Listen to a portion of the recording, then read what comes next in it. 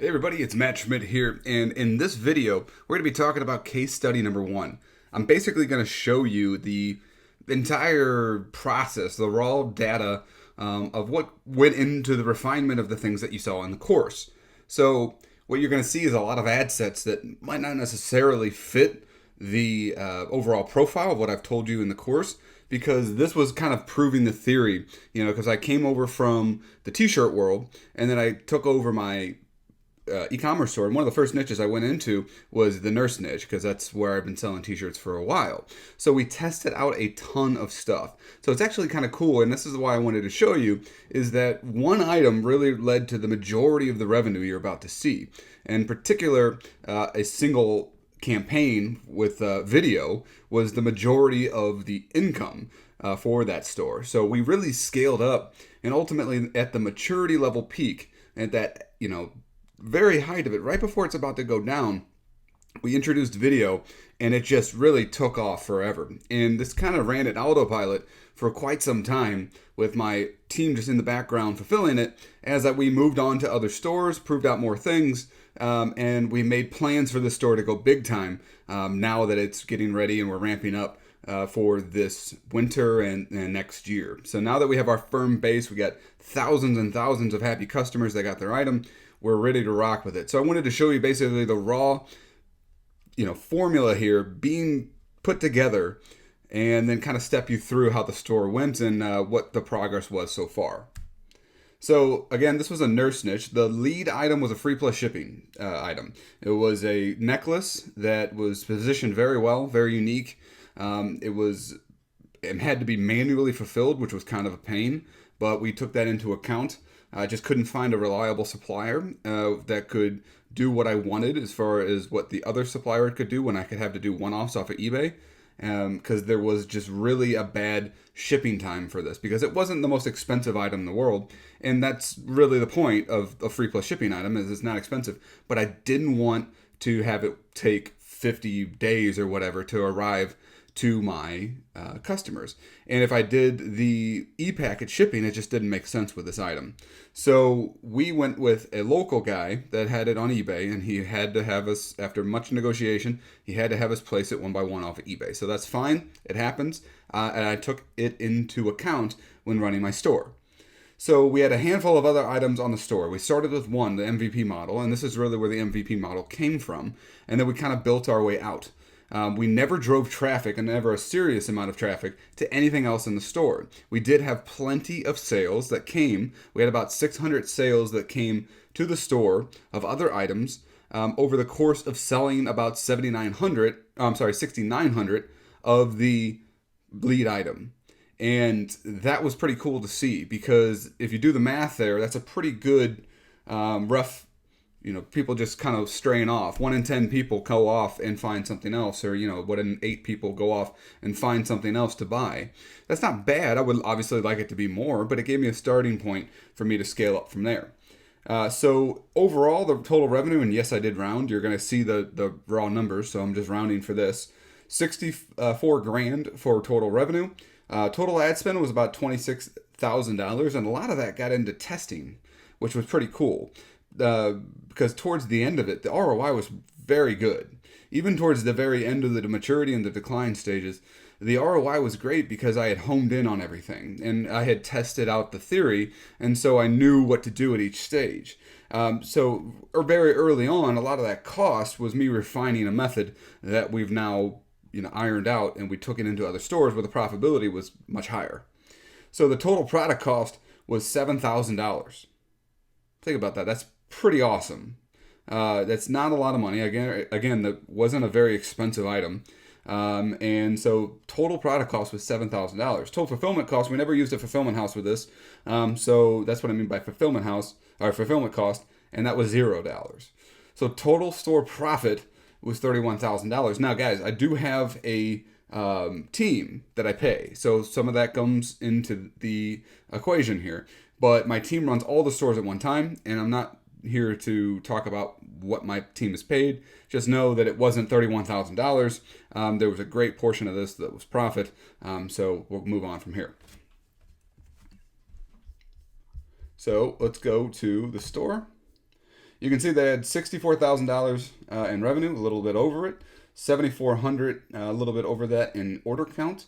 That's about an $8.60 average order value. Again, we weren't selling anything that was expensive as a t-shirt. That wasn't our model. We did have one bracelet up that was expensive. We didn't sell that many of them. I think we sold about 22 of them. But we didn't really sell anything overly expensive because we were trying to hit people at a lower price point. I had the t-shirts running in the niche. I didn't need to stop anything there. So I started pushing things below the t-shirt price point as an easy way for me to enter in this niche and test out my store. So I was just kind of looking to build emails at first and get harder and harder data on who my customer base is. But then it got really easy to sell, and so we did $64,000 in revenue. So you can see my rates here. Over the lifetime of this store, it averaged about 10.88% purchase rate, which is great, checkout rate. And there's the total number of revenue orders. And that's all for that. We just wanted to show you that. You can see this was just kind of on autopilot all the way down here. Kind of just making a little bit of money here every day. We weren't pushing the store that hard because we had t-shirts elsewhere. And then now that we're going to introduce t-shirts over here, this is going to, and a handful of other higher priced items, this store will be fantastic for me because, I know the niche like the back of my hand, and now I have 7,400 emails or so to, load into the audience insight tool, get a better profile on them, get a lot of retargeting done, and just more control of my audience base, which is pretty much one of the big reasons we came over to Shopify to begin with, right? So let's start looking into some of the ads. Now, the funny thing about this is that the no-link PPE ads did very, very well. But we never got the link PPE ads to do all that well for us, and that was kind of interesting. Maybe I didn't push it hard enough looking back in it, but here's the no link. You can see that, attention nurses, would you wear this? Very straightforward, exactly how I was telling. I've been doing this method for years, so I know this works. You can see that the post engagements, we had 378 post engagement for $5. That is 1 cent cost per engagement. And yeah, this over here, you can see I had click-through rate, which they're not going anywhere, but it had a 10% click-through rate. So people were very, very interested in this item, and I could be aggressive with it. So we did PPE ads. They didn't do too hot. Let's go over here. You can see the website conversion photo. You could see that we went very aggressive on the age brackets. So I had the 25 to 34, the 45 to 54, 35 to 44, 55 to 64, so on and so forth. If you check these out and run the numbers on them, you can see how these ended up. This is not straight conversions, right? It's not checkouts. It's conversions. It's not checkouts. So we're looking at add to cart, checkouts, and key page views. So 532 checkouts while this one was running. The campaign is off. 698 checkouts. A little bit more spent on this one. And you can see that it was so on and so forth. And the return on investment was very, very good for this, in my opinion, especially the little amount of effort that I had to put into this store. And just getting somebody to fulfill the orders was really the only tough thing for me to do. Let's go to the video. You can see I did the age brackets as well for this. We've talked about doing a wide open for our video, but we were testing out and it worked out very well. This as well. So you can see I have one age, and then I have some age brackets here, all of which did phenomenal. And you can see the checkouts here again. So you got 1,166 checkouts for $2,235. So, at about, let's say, $8 per, checkout. That's just on average, because I sold it from $9.95 to, $7.95 to $6.95. And so if you just say average, it's $8. That's pretty darn good. Even if it was $6.95, I'm pretty happy with it, right? So on and so forth with these other guys. You got 211 checkouts for $400. So on. I mean, it was great. We tested single ages. It did okay. Got killed pretty quick because it wasn't showing. That was an interesting thing to see. And then we had some other tests that went on here. Basically, when I got down to the single ages, they showed very quickly. They did very, very well, and then they turned on me very fast. So that's something that I learned to pay attention to. That the single ages, if it's not a monster interest, very, very big, then it's not something you want to do because you're going to burn that audience very quickly on something that goes so broad. And that was just our experience. So you can also see that nothing here is pushed up that high too, right? $30, $5. But the return on investment was very strong. We found the ceilings for everything, and then we, kind of worked our way up. You got some other ad sets down here. We were down to the single age for a while, but this is the meat of everything right here. You could see that 25 to 34 was a real winner for us at $60 per day. And I think I had scaled that one back before I killed it. I believe that one was up to $100 per day. Let's go over here to another video with another broad interest, very similar types of results. However, I never scaled anything here. This one is still active.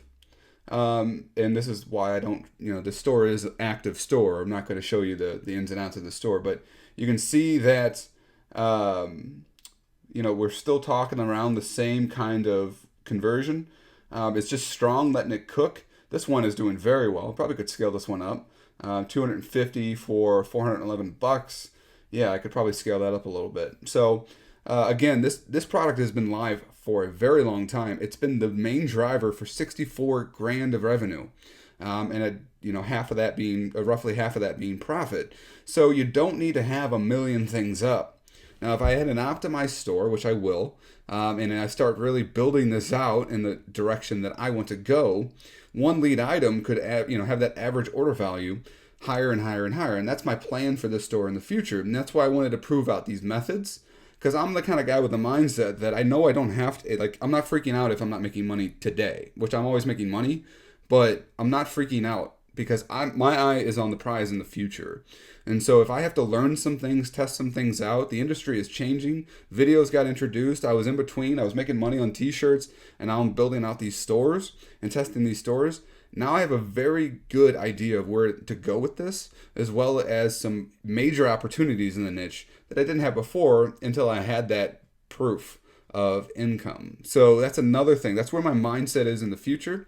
And that's the direction I want you to kind of go when you are thinking about all of this. So that's it for this case study. You can see all the results that we had. I'm not holding a lot of things back here besides the page itself and the product, because we're still currently running this. So the main drivers here and the main points I want you to take away are that the methods that we laid out, not everything is going to work 100% of the time. You just take everything, you test it, and you push it to the limits. Like I told you, the PPE ads for us died off very quickly, irregardless of the non-link PPE ad success.